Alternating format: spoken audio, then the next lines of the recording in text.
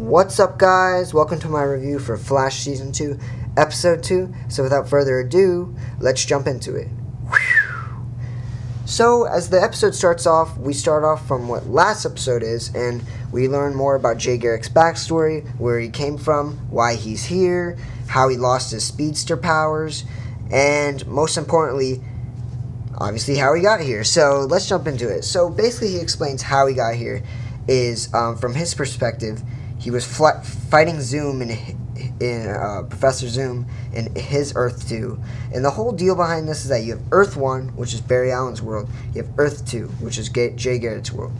And what happens is, it's kind of like this, Earth 2 is the alternate universe to Earth 1.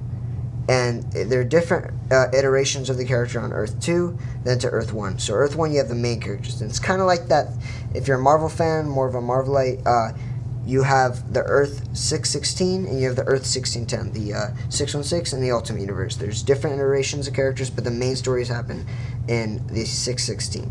So, what he explains is he lost his powers when he was fighting Zoom, and he's been tracking Zoom for 2 years, and when he's fighting Zoom, he ends up getting sucked up in the portal, and he ends up on Earth 1, and he's been there for 6 months, when Flash Day started, and way before that, and he's been trying to find the speedster of that universe, and he's finally found Barry Allen.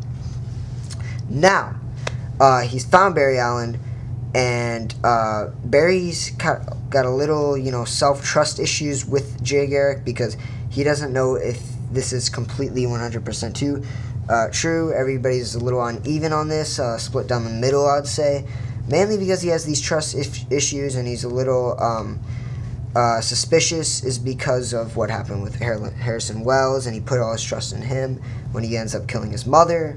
So they end up locking him up in Star Labs. Caitlin does some tests on him, and we see what goes from there.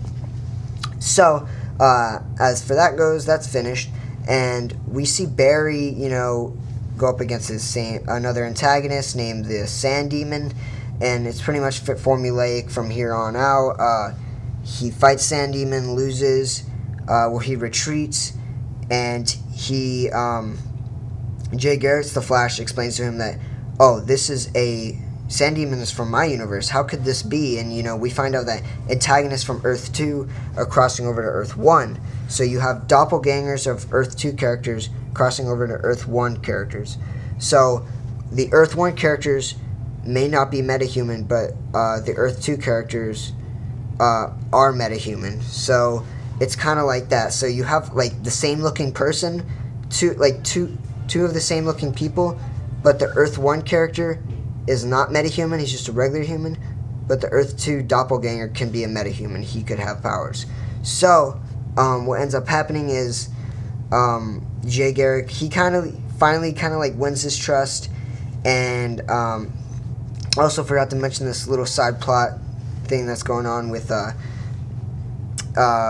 Joe hiring this new, not hiring, but working with this new Officer Skivik, who she's a huge fan of Barry Allen, and she wants to be on the team mainly because of this emotional backstory of her character, where these two human beings who are criminals shot her dad in the face when he was working at the bank, and those two criminals end up getting superpowers, and they should not be that grateful or fortunate to get those powers because they are criminals. So that's why she wants to join the force and take down metahumans with Officer Joe. Now, Joe ends up spotting the actual guy, the Sand Demon character, but it's actually the Earth 1 type, and he ends up interrogating him. And we obviously tell it's not him because, he could have knocked out Joe easily. So they release him, he walks away, and then the doppelganger walks up.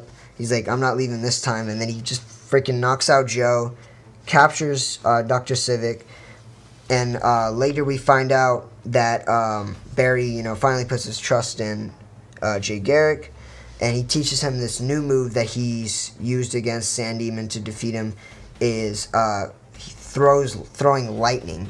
And the way he does this is he runs in a circle really, really fast, which sends this electromagnetic pulse through his body, electricity, and then he cocks back his arm and throws his arm forward, which throws electricity at the villain. This works against Sand Demon because electricity and sand equals glass.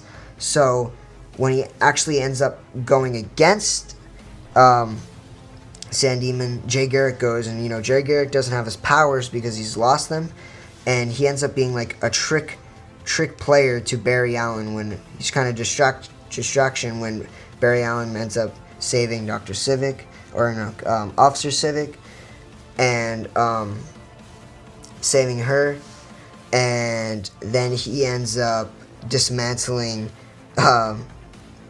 a Sand Demon with one lightning throw, which I thought was pretty cool, and he just turns the glass, shatters. So I'm pretty sure he's dead.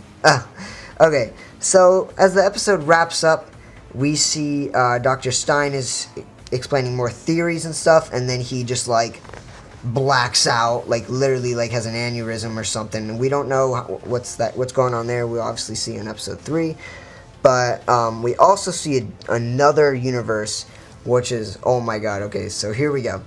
We have a different universe, a parallel universe. It's not Earth 1 or 2, it's a different one, because there's 11 Earths surrounding the two main universes, and we see it's a futuristic take on Star Labs, and these children exploring everything, and there's a teacher there showing the children around, and we see the founder of Star Labs, Harrison Wells.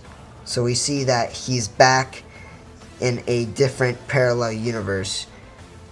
We don't know if he's actually still Reverse Flash or not. We'll have to see, but damn well episode. I love that whole parallel universe mentality that they went out with this episode, and the doppelgangers.